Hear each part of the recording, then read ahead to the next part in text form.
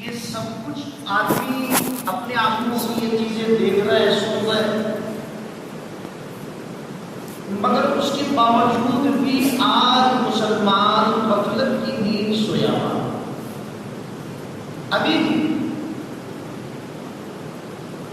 حالانکہ اس کو چاہیے کہ اس وقت میں مسلمان جاگنا چاہیے، اور یہ اللہ کا قانون اور اللہ کا دستور ہے۔ سابقین انبیاء علیہ السلام کے واقعات کو قرآن کریم نے دہرایا، اس لیے دہرایا کہ ان واقعات کو یاد کرو۔ جن لوگوں نے میری اطاعت کی، اس زمانے کے نبی کی فرمانبرداری کی، ہم نے ان کے ساتھ کیا سلوک کیا، اور اس زمانے کے وقت کے نبی کے ساتھ ناروا سلوک کرے، نافرمانی کی، تو اللہ ان کے ساتھ کیا معاملہ کیا۔ کئی واقعات کو اللہ تعالیٰ نے قرآن کریم میں بیان فرمایا۔ آپ کو معلوم ہے یہ جو شیطان جو انسان کو بھٹکاتا ہے، غلط راہ ہم پہ لے کے چلتا ہے، حالانکہ اس کا نام شیطان، ابلیس، اب اس کے کئی نام، اس کے اوپر لعنت برس رہی جاتی ہے۔ حالانکہ یہ اتنی زیادہ عبادت کرنے والا تھا، دنیا کے اندر کوئی چپا ایسا نہیں جہاں پر وہ سجدے نہ کیا، اور اس کو تمام فرشتوں میں کیا بولتے تھے؟ طاؤوس الملائک، فرشتوں کو بھی درس دیتا تھا۔ لیکن چھوٹی سی ایک نافرمانی کی وجہ سے اللہ تعالیٰ نے اس کے گلے میں لعنت کا توق ڈال کر دنیا میں بھیجا، اور آج تک اس کے اوپر لعنت برسا، اور آج تک وہ اللہ کی رحمت سے محروم ہے۔ اور نافرمانی کیا کی وہ؟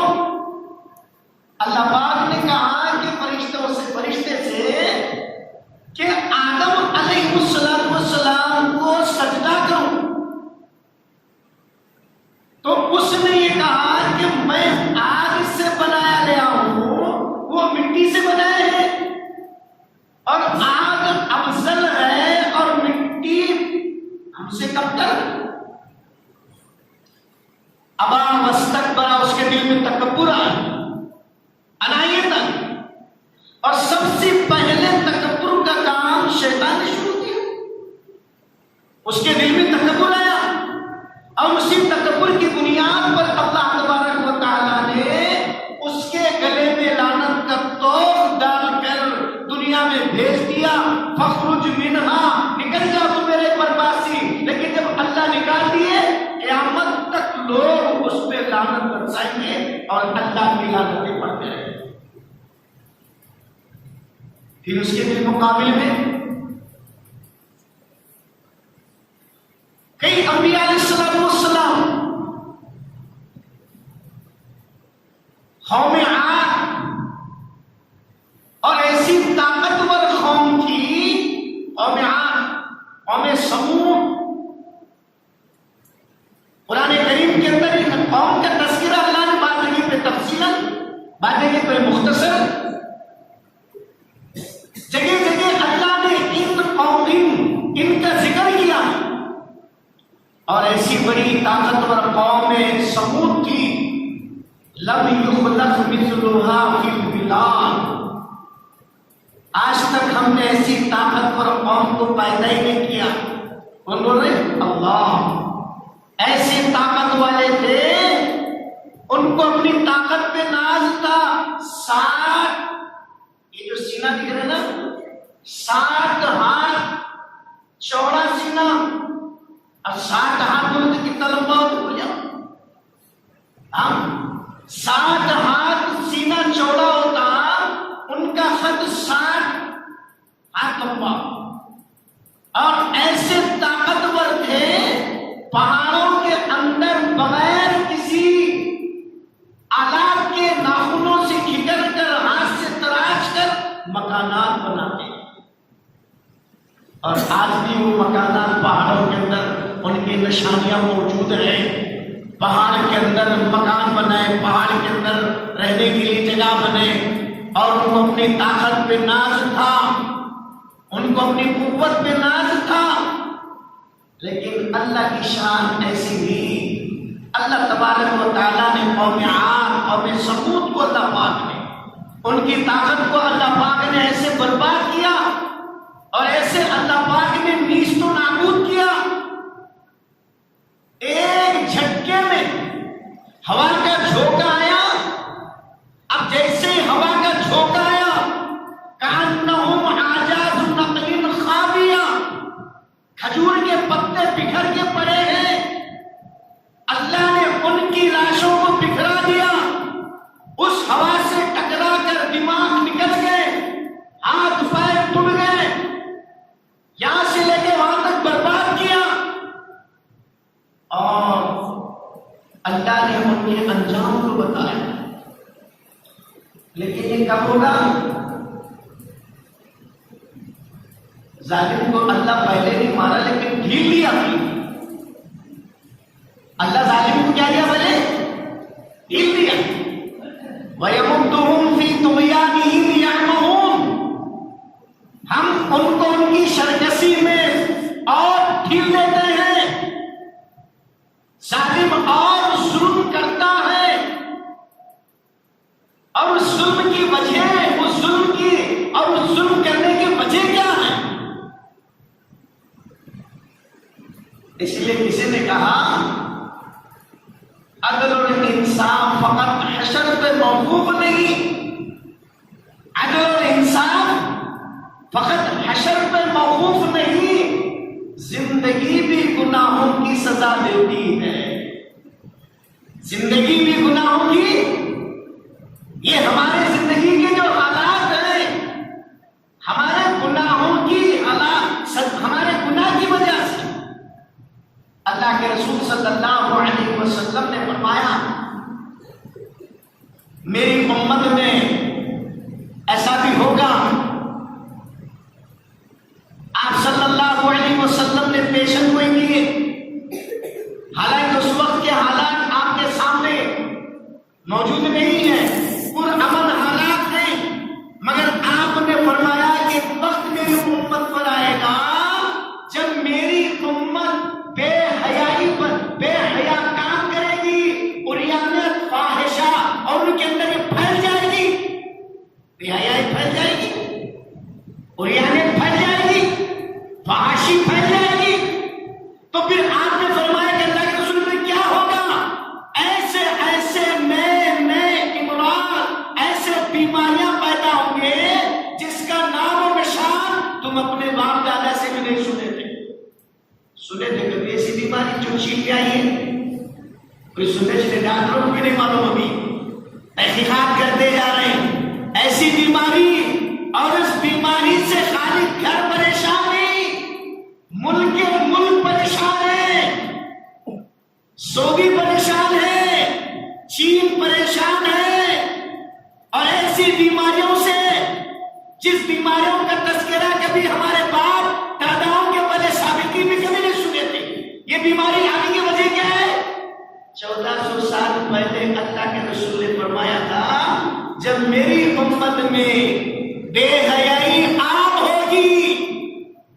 اب بے حیائی تو عام ہو گئی، ملک کے اعتبار سے ہو، معاشرے اعتبار سے ہو، بے حیائی تو عام ہو ہی نہیں. بتائیے بے حیائی عام ہے نہیں ہے؟ کوئی گھر بچائے بیماریوں سے؟ اب تو ملک کے حساب سے دیکھ لیجیے آپ، روزانہ اس بیماریوں کے شکار سے کتنے لوگ موت کے منہ میں جا رہے ہیں. تو یہ آپ نے پیشن گوئی دی. جب میری امت بے حیائی پر آئے گی، جب میری امت عریانیت پر آئے گی، تو میری امت کے اندر ایسے حالات آئیں گے اور ایسے بیماریاں پیدا ہوں گے جو تمہارے باپ دادا سے نہیں سنے. پھر آپ صلی اللہ علیہ وسلم نے فرمایا جب میری امت کے اندر عہد شکنی آئے گی، وعدہ خلافی، وعدہ کر کے توڑنے کی عادت آئے گی، تو اللہ کیا کرے گا؟ ظالم کو ہمارے سر پہ لا کے بٹھا دے گا. دشمن کو سر پہ لا کے اللہ تعالیٰ بٹھا دے گا. تو اس لیے اللہ پاک نے ہمارے سر پہ ظالم کو بٹھایا. اب اس لیے ہمیں ضرورت ہے کہ ہم اپنے اعمال کا جائزہ لیں. ہم اپنے اعمال کا جائزہ لیں. اور آدمی اس وقت میں ان واقعات کو یاد کرے جو سابقین امت کے ساتھ اور ان انبیاء کی نافرمانی کرنے کے بعد اس قوم کے ساتھ اللہ نے معاملہ کیا. حضرت صالح علیہ السلام اللہ کے برگزیدہ پیغمبر ہیں. قوم نے مطالبہ کیا آپ اللہ کے نبی ہیں؟ تو آپ نے فرمایا ہاں میں اللہ کا نبی ہوں. میں آپ کی اصلاح کے لیے، آپ کی رہبری کے لیے، اور آپ کو میں اللہ پاک نے مجھے بھیجا ہے، میری بات آپ یقین کر لیں.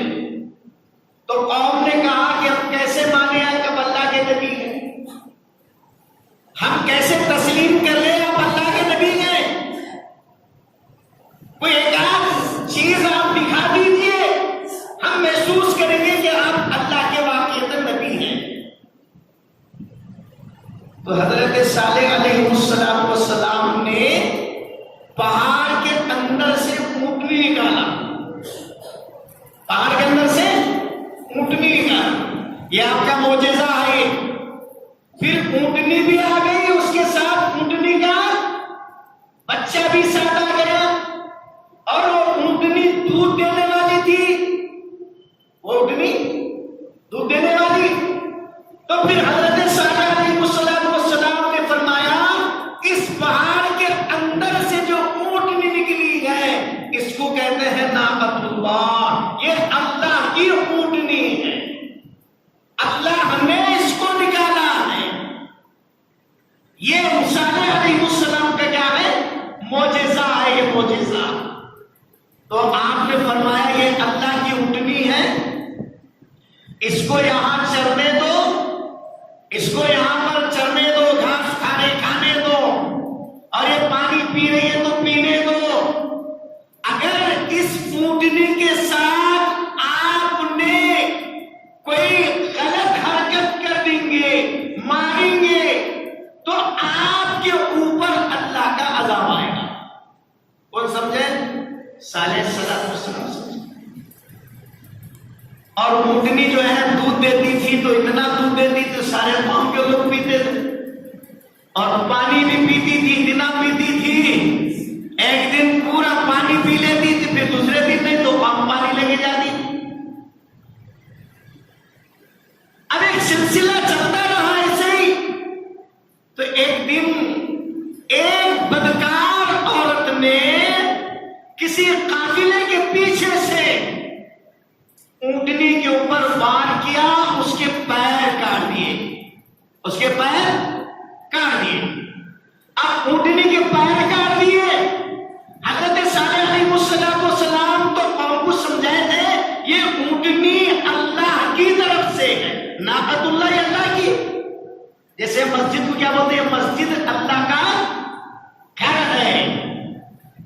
ہمارے گھر کو نہیں بولتے، یہ اللہ کا گھر نہیں بولتے، یہ اپنا گھر ہے. بولے گاڑی کو نہیں بولتے، یہ اللہ کی گاڑی نہیں بولتے، یہ اپنی گاڑی ہے. یہ مسجد کو کیا بولتے ہیں؟ اللہ کا گھر ہے، یہ اللہ کا گھر ہے. تو صالح علیہ السلام نے کہا یہ ناقۃ اللہ، یہ اللہ کی اونٹنی ہے، اور اس اونٹنی کے ساتھ غلط سلوک نہیں کرنا. اگر کریں گے تو عذاب آئے گا. پیر کاٹ دیے. تو صالح علیہ السلام نے کہا کہ میں پہلے ہی تمہیں سمجھا دیا تھا، پہلے تمہیں بتا دیا تھا اس اونٹنے کو چلنے دو، پانی پینے دو، آپ اس کے ساتھ غلط سلوک نہ کرنا. اللہ کی شان. جب اونٹنے کے پیر کاٹ دیے اللہ پاک کا عذاب اس قوم پر آ گیا اور اللہ نے اس قوم کو نیست و نابود کر دیا. حضرت نوح علیہ السلام کے زمانے میں، نوح علیہ السلام کے زمانے میں آپ صبح شام قوم کے اندر تبلیغ کرتے. انی دعوت قومی لیلا و نہارا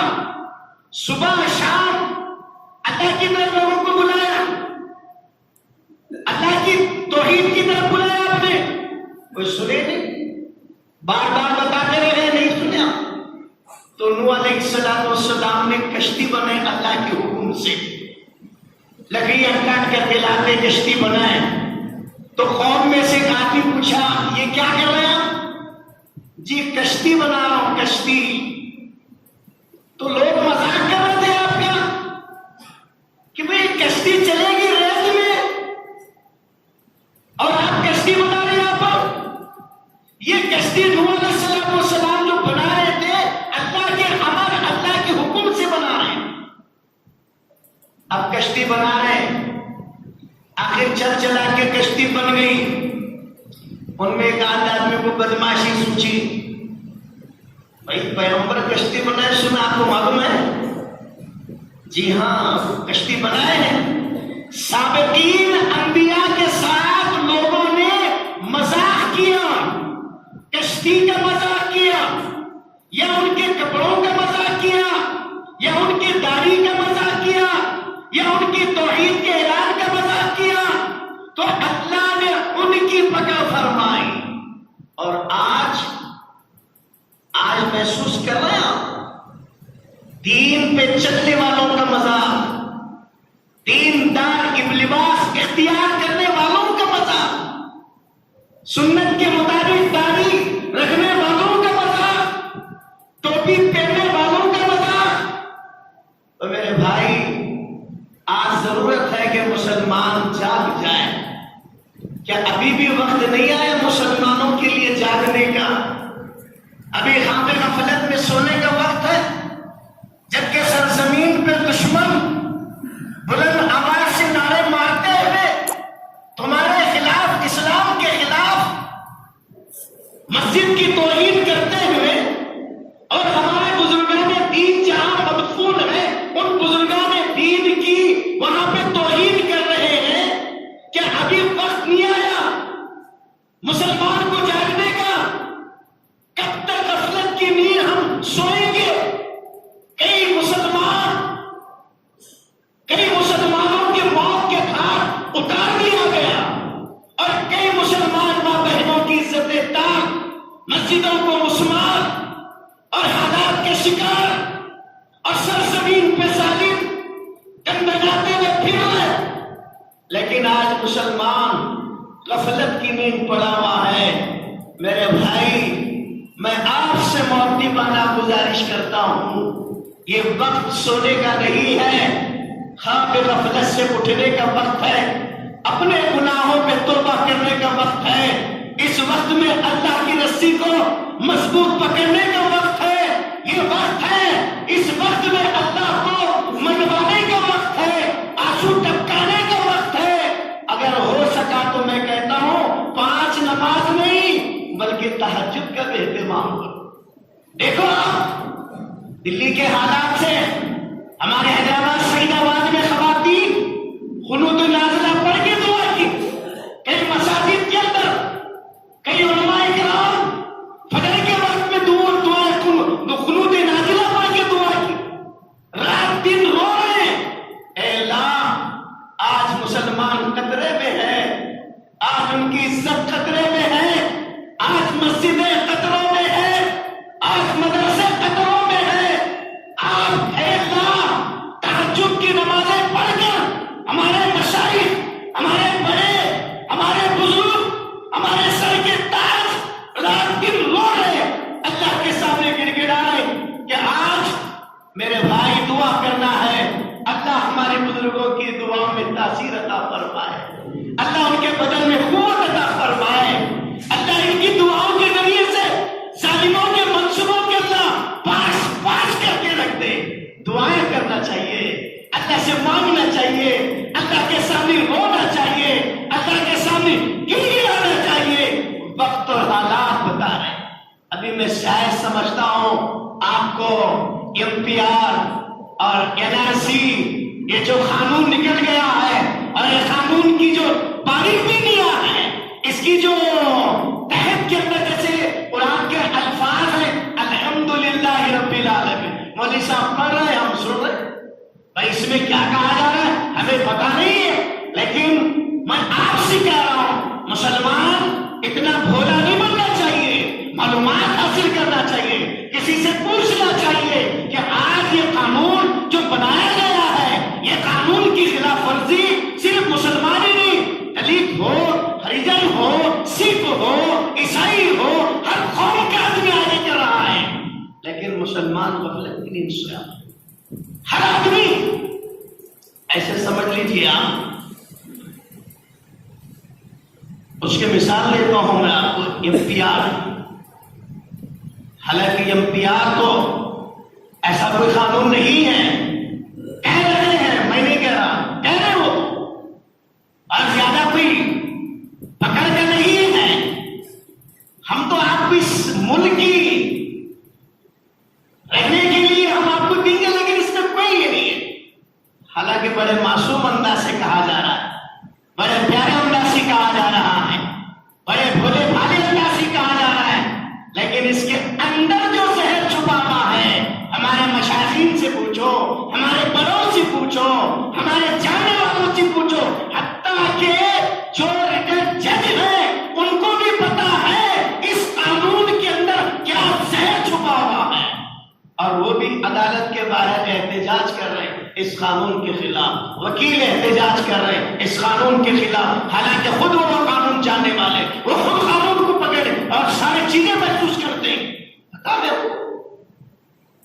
اس لحاظ سے ایسی مثال بتا رہا ہوں میں، آپ اگر چوہا پکڑتے ہیں نا گھر میں، ایک چوہا، اس کا پکڑنے کے واسطہ ایک کھٹکا ہوتا ہے، اس کو گیہوں کی روٹی لگاتے ہیں، اس کو روٹی کو گھی لگاتے ہیں اور لگا کے کھٹکے کو لگا کے رکھتے ہیں، تو کھٹکے کو لگا کے رکھتے ہیں تو آپ محسوس کرتے ہیں کہ گیہوں کی روٹی کو گھی لگا کر مجھے دے رہے ہیں۔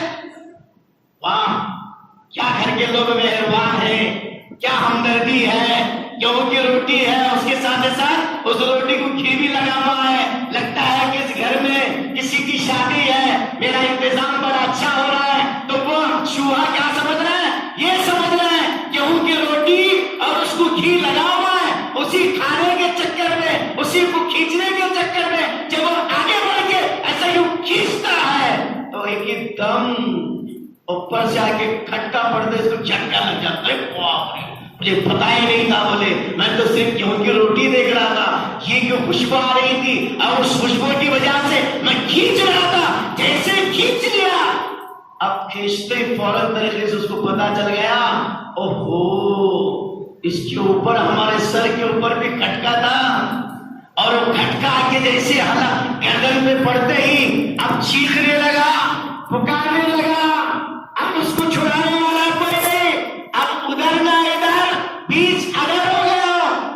تو ایسے ہی سمجھ لیجئے آپ کے پاس جب آئیں گے، بہت معصوم طریقے سے آئیں گے گورنمنٹ کے نمائندے، بولے آپ سے ہم صرف کچھ نہیں مانگ رہے، آپ سے نہ ثبوت مانگ رہے، آدھار کارڈ ہے نہیں ہے، آپ کے پاس پین کارڈ ہے نہیں ہے، آپ کے پاس پاسپورٹ ہے نہیں ہے، کچھ نہیں پوچھ رہے ہم آپ سے، اور جو بھی ہے بس آپ اس پہ لکھا دیجیے، اس پہ لکھا دیجیے، آپ اس پہ لکھا دیجیے۔ تو آپ بڑے معصومیت سے بولے، واہ میرے کو تو کچھ پوچھ رہے نہیں، آدھار کارڈ نہیں ہے تو بھی چل جا رہا ہے، پین کارڈ بھی نہیں چل جا رہا، ووٹر لسٹ پہ اس پہ وہ بھی نہیں چل جا رہا ہے، معصوم طریقے سے آپ کے سارے چیزیں، آپ کے جتنے بھی ڈاکومنٹس ہیں وہ سارے کی چیزیں لیں گے اور لکھا جائے گا اس کے اوپر، اور لکھنے کے بعد آپ تو کچھ نہیں کہیں گے۔ ایک بات ذہن رکھیے، میں MPR کے بارے میں بول رہا ہوں، ہاں صرف پہلا مدعا آپ کو بتا رہا ہوں، کچھ نہیں کہیں گے، آپ سے لکھ لیں گے، آپ سے نہ آپ کو کہیں گے عبدالرحمان صاحب آپ اس ملک کے نہیں بولیں گے، آپ مولانا صاحب اس ملک کے نہیں کہیں گے، آپ سے یہ کاغذ آپ کا جو ہے آفس کو جائے گا، دفتر کو جائے گا، اور اس کی مثال میں اپنے اوپر لے رہا ہوں میں، تو میرا کاغذ جائے گا وہاں پر، اور جانے کے بعد آپ کے کاغذ کو جب چیک کریں گے، چیک کرنے کے بعد پھر آپ کو نوٹس گھر بھیج کے بولیں گے مولانا صاحب آپ کا برتھ سرٹیفکیٹ نظر نہیں آ رہا ہے، جی میرا تو نہیں ہے، 50-60 سال عمر ہو گئی، میں تو بنایا ہی نہیں، آپ کے والد کا بھی نظر نہیں آ رہا ہے اس میں، بولے یار بہت بڑی پریشانی ہو گئی، نہیں میرے والد صاحب کا بھی نہیں ہے، میرا بھی نہیں ہے، نہیں ہے میرے پاس. ٹھیک ہے کوئی بات نہیں, آپ گھبرائیے مت, پسینہ مت چھوڑیے, آپ بس بھی فکر کی بات نہیں ہے, آپ جانیے کوئی بات نہیں. کچھ نہیں کہیں گے آپ سے لفظ نہیں کہیں گے کہ میں کیوں ایسا کر رہا ہوں, نہ آپ کو جیل میں ڈالیں گے, نہ آپ کے ساتھ خلاف کریں گے, صرف آپ کے پیپر پہ لکھیں گے ڈی. کیا لکھا جائے گا آپ کے پیپر پہ؟ ڈی کے معنی آتے ہیں یہ ہمارے اندر مشکوک ہے, ڈی معنی شک ہے, اس ہندوستان کے ہے یا نہیں ہے, ان کے پاس کچھ پروف نہیں ہے, ڈی لکھیں گے. تو ڈی لکھنے کے بعد وہ محسوس ہوگا کہ آپ محسوس کریں گے آگے ایک لفظ لکھ دیا ڈی ڈاٹ, ڈی مانے ڈاٹ. ان کو شک ہے, اس بارے میں شک ہے, تو آپ کو کیا کریں گے, آپ جب لکھ دیں گے, لکھنے کے بعد آپ سارے طرف دوڑ دھوپ کریں گے, پریشانیاں اٹھائیں گے, کس طریقے سے اس کاغذات کو مہیا کرو, کیسے مہیا کرو. تو آپ کتنے بھی کوشش کر لو, حکومت نے جن پروف کو مطالبہ کیا ہے آپ پورے کر نہیں پائیں گے آپ. آخر چل چلا کر گھٹنے ٹیک دیں گے تو پھر آپ کے شفقت سے سر پہ ہاتھ پھیر کر بازو بلا کے کہیں گے گھبرانے کی بات نہیں, ایک اور فارم میں لیجیے, ایک اور فارم ہے لکھا بازو میں, پھر ایک فارم اور لے لیں آپ. تو بولے صاحب یہ فارم کیا ہے, یہ فارم بھر دیجیے آپ. وہ فارم بھر دیں گے آپ, کیا کریں گے آپ, بھر دیں گے فارم, اور اس پہ آپ کی سگنیچر لی جائے گی, اور فارم لکھا ہوا رہے گا. آپ کے پاس کوئی دستاویز پورے مہیا نہ ہونے کی وجہ سے آپ کا وہ فارم لے کر جو بھرے دیں گا تو اس کے اندر تحریر ہوگی, آپ کہہ دیجئے کہ میں ہندوستان کا نہیں پاکستان سے آیا ہوں. لکھ دیجیے اس کا, آپ اتنا لکھ دیجیے بس, اور آپ کو ہندوستان کی ناگرک یہاں کی شریعت آپ کو دے دیں گے ہم. بولے اس سے بڑی خوشی کی کیا بات ہے, اس سے بڑی خوشی کی کیا بات ہے, خالی دستخط کرنا ہے اور ہم کو یہاں کی چیز لینا ہے. تو آپ کو یہ چیزیں لکھائیں گے اور دے لیں گے, اور لے کر آپ کو عدالت میں پیش کر کے بولیں گے آپ نے دستخط کیا تھا کہ پاکستان سے, جی ہاں میں لکھ دیا تھا, ٹھیک ہے کوئی بات نہیں, آپ کو ہندوستان میں رہنے کے لیے جگہ دی جائے گی, مگر آپ کے پراپرٹی کے پیپرز اور آپ کے بینک کے پاس بک سارے لا کے ہمارے پاس جمع کرنا پڑے گا, ضبط کر لیں گے, پھر آپ کو یہاں پہ رہیں گے, مگر آپ بالکل زیرو پوائنٹ پہ رہیں گے, کوئی آپ کی اہمیت نہیں. تو اس لیے مولانا نے بڑے جوش کے ساتھ یہ بات کہا کہ پیپر کے بھرنے سے جیل میں جانا اچھا ہے مگر پیپر بھرنا اچھا ہے. اس لیے کہ اس کی زہریلی چیزیں آپ محسوس نہ کر اور ہمارے علامات کے فائدے ملنا. اسد صاحب نے بھی جب وہ ترنگا کی ریالی نکالے تھے ہمارے علاقے کے پاس, اس موقع پر آپ نے بھی بات کہی تھی, یہی بات آپ نے کہی تھی کہ ہم اس کے مخالف تھے. تو میں آپ سے عرض کر رہا ہوں کہ یہ دیکھنے میں معصومیت کے ساتھ ہے, لیکن اس کا زہر بخش کرنا ہے. میں تو موٹی موٹی باتیں بتلایا ہوں, لیکن اس کی جو باریک بینی ہے ہمارے علماء سے پوچھ لے سکتے ہیں, آپ اس کے جاننے والوں سے پوچھ سکتے ہیں, اس کے معلومات حاصل کر سکتے ہیں. میں نے جتنے معلومات ہمارے بڑوں سے لیا ہے وہ آپ کے سامنے بتا رہا ہوں, اس لیے کہ بہت خطرناک زہر ہے یہ, اور بڑے منصوبہ بندی کے ساتھ, بہت بڑی کے ساتھ یہ منصوبہ جو بنایا گیا ہے, یہ پلاننگ جو بنائی گئی, یہ رات کا نہیں ہے, کل کا نہیں ہے, پرسوں کا نہیں ہے, مہینے کا نہیں ہے, 70 سال کی محنت ہے. کتنے سال کی؟ 70 سال کی محنت ہے. یہ محنت جو آج تمہیں محسوس ہو رہی ہے کہ آج اس طریقے سے ہندوستان کے اندر ایک وقت میں 3 دن میں 50 سے زائد لوگ دنیا سے چلے گئے, کئی لوگوں کی چیخیں نکل گئی, آج بھی کئی دواخانوں میں آج پڑے ہوئے ہیں آج, اور آج محسوس کرتے ہیں کہ حالات کیا ہے, محسوس کرتے ہیں ایسے حالات میں ہم کو کیا کرنا چاہیے. اور ہمارے علماء مدرسوں کو چھوڑ دیے, خانقاہوں کو چھوڑ دیے, اور آج اپنی گدیوں کو چھوڑ دیے, آج ملک کے لیے, قوم کے لیے اپنے باہر نکل کر ایک دن میں 4 پروگرام, جبکہ ان کی طبیعت ساتھ نہیں دے رہی, جبکہ کہ وہ چلنے کے قابل نہیں ہے، مگر اس کے باوجود بھی ہمارے مشائخ، ہمارے بڑے ایک ایک دن میں 4 پروگرام بمبئی کے اندر، مہاراشٹر کے اندر، پورا کے اندر، دہلی کے اندر، ہر جگہ پر ہم علماء باہر نکل کر عوام کو شعور بیدار کر رہے ہیں۔ کیا کر رہے ہیں؟ شعور بیدار۔ اٹھو، 1857 کی جنگ میں ہم تو کہتے تھے ان کو پھانسی دی گئی ہے، ان کو مارا گیا ہے، جیل کے سلاخوں میں رکھا گیا ہے۔ آج وقت آیا ہے مسلمانوں پر اپنے آپ کو تیار ہونا ہے۔ کیا ہونا ہے؟ تیار رہنا ہے۔ وقت ہے آج اپنے آپ کس بات کی طرف؟ اللہ کی طرف رجوع ہو جاؤ۔ یہ تو ہمارے بڑے ہیں جو دعا کر رہے ہیں، اور آج بھی اگر میں کہتا ہوں کہ آج بھی اگر مسلمان گناہ کرنے کے بعد، بدماشی کے بعد، یہ ساری چیزوں کے بعد اگر سرزمین پر اللہ نے باقی رکھا ہے تو محض ہمارے نبی کی دعا کا صدقہ ہے۔ میں کیا کہہ رہا ہوں؟ نبی کی دعا کا، کاش وہ نبی راتوں میں اٹھ کے نہ مانتے، تہجد میں اٹھ کر ہمارے حق میں نہ مانتے۔ آپ نے دعا مانگی، اللہ میری امت کو بیک وقت میں ہلاک نہ کرنا۔ آپ نے رقت انگیز دعائیں مانگی، اللہ کے سامنے گر گیا، اللہ کے سامنے مانگا۔ آپ نے اپنی بیٹی کے لیے نہیں مانگا، اپنے نواسے کے لیے نہیں مانگا، اپنے خاندان کے لیے نہیں مانگا۔ عرفات کے میدان میں اللہ کے رسول نے 5 گھنٹے دعا مانگی، امت کے واسطے دعا مانگی۔ آج امت کا عالم کیا ہو گیا؟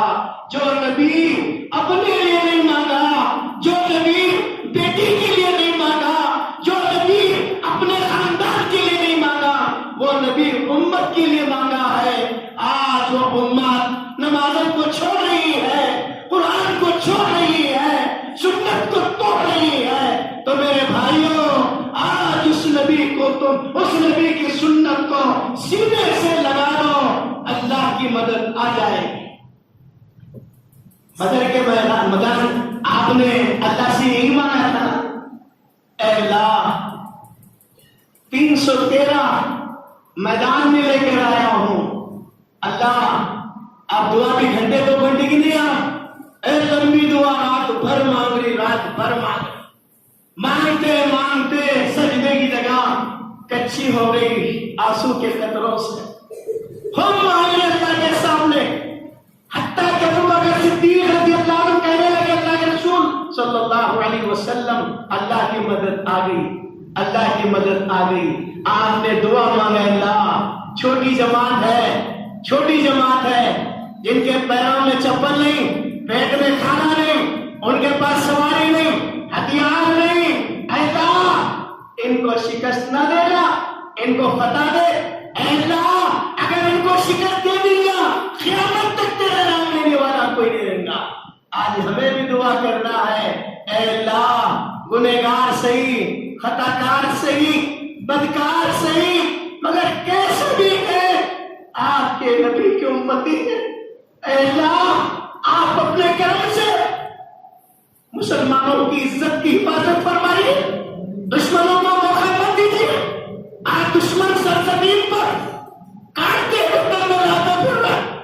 آج اللہ اسلام اور اسلام کے چاہنے والوں کو ذلت اور رسوا مت کیجیے، تنہائی میں بیٹھ کے مانگیے، بچوں کو اٹھائیے، اپنے گھر والوں کو اٹھائیے، رات کے 3 بجے سجدے میں سر رکھ کے مانگیے، اے اللہ دیکھ تیرے ساتھ، تیری بندوں کے ساتھ کیا ہو رہا ہے، دشمن کو تو نے ڈھیل دیا۔ اے اللہ تو چاہتا قوم عاد کو پکڑا ہے، قوم سمود کو پکڑا ہے، اے اللہ بڑی بڑی طاقت والی قوموں کے ساتھ ایک جھٹکے میں اللہ ان کو برباد کیا ہے۔ میرے مالک دے دے مالک، تو اپنی کرم، اپنی قدرت کے کرشمے بتا دے اللہ اپنی قدرت کے کرشمے۔ آج مسجدوں کے میناروں پہ کھڑے ہو کر دشمن ہمارے اس مسجد کی مینار پہ کھڑے ہو کر یہ کام کر رہا ہے، کلیجے تڑپ ہیں ہمارے علماء کے، ہمارے علماء کرام بے چین پریشان ہے۔ اس لیے میں آپ سے گزارش کر رہا ہوں، خدا کے لیے ہاں اللہ سے مانگو، اللہ سے رجوع ہو جاؤ، گناہوں سے توبہ کر لو، گناہوں سے توبہ کر لو، قرآن ہاتھ میں لے لو، قرآن کی تلاوت شروع کر دو، اللہ سے مانگنے والے بنو۔ دیکھو جتنا ہم اللہ سے مانگیں گے اللہ کی رحمت آ جائے گی، اللہ مدد کرنے والے۔ ہو سکتا ہے ہم سب کمزور ہیں، ہماری دعا سے اللہ کسی کو کھڑا کر دے گا، اللہ ہماری دعا سے کسی کو کھڑا کر دے گا۔ اس لیے اس موقع کے لحاظ سے ہمارے دہلی کے اندر جو حالات پیش آ رہے ہیں ان مسلمانوں کے لیے، سب کے لیے دعا کرو اللہ تعالیٰ جو چلے گئے ہیں اللہ ان کی مغفرت فرما، اور جو بیمار ہیں اللہ ان کو صحت عطا فرما۔ اسی ملک کی بقا کے لیے بہت دن سے معاملہ چل رہا ہے، اس لیے میں آپ سے گزارش کروں کہ نماز کے بعد تھوڑا سا برداشت کر لیجئے، ایک 5-10 منٹ دعا کر لیں گے، ان مسلمانوں کے لیے دعا کر لیں گے، سب کے لیے دعا کرنا ہے، سب کے لیے دعا کرنا ہے، سب کے حق میں مانگنا ہے، سب کے ساتھ ہمارا سب کے ساتھ اچھا سلوک ہو۔ ایسا نہیں ہے ہم انسانیت کے اعتبار سے، اسلام مذہب کے اعتبار سے نہیں، انسانیت کے اعتبار سے ہمارا سب کے ساتھ اچھا سلوک ہو، سب کے ساتھ ہمارا اخلاقی برتاؤ ہو۔ تو بہرحال ہم سب مل کر دعا کرنا ہے اور سب کے حق میں دعا کرنا ہے کہ اللہ جو چلے گئے ہیں ان کی مغفرت فرما، اللہ ان کے رشتہ داروں کو صبر جمیل نصیب فرما، اللہ جو بیمار ہیں ان کو صحت اور عافیت عطا فرما دیجیے۔ اس ضمن میں انشاءاللہ جمعہ کے بعد تھوڑی دیر انشاءاللہ دعا بھی ہوگی، اور آپ لوگوں سے گزارش ہے کہ ممکن ہے کہ آپ کی مجلس میں بزرگ بھی ہیں، بڑے ہیں، جوان ہیں، اللہ پتہ نہیں کس بزرگوں کی دعاؤں کے اللہ لاز رکھتا ہے، بعض مرتبہ سفید بالوں کی بھی لاز رکھتا ہے، بعض مرتبہ اللہ چھوٹے بچوں کی، معصوم بچوں کے ہاتھ اٹھانے کی بھی اللہ لاز رکھتا ہے۔ اس لیے ممکن ہے کہ آج تھوڑی سی دعا کر لیں گے، شہر کے اندر ہندوستان کے چپے چپے میں دعائیں کی جا رہی ہے، تو ہمارے مسجد سے بھی انشاءاللہ ایک میسج، ایک پیغام، ہم بھی دعا کریں گے انشاءاللہ تعالی۔ اللہ تعالیٰ سے دعا ہے کہ اللہ مسلمانوں کی جان کی، مال کی، عزت کی حفاظت فرما، مدارس کی حفاظت فرما، مکاتب کی حفاظت فرما، خانقاہوں کی حفاظت فرما، ہمارے علماء، ہمارے مشائخین کا سایہ ہمارے سر پر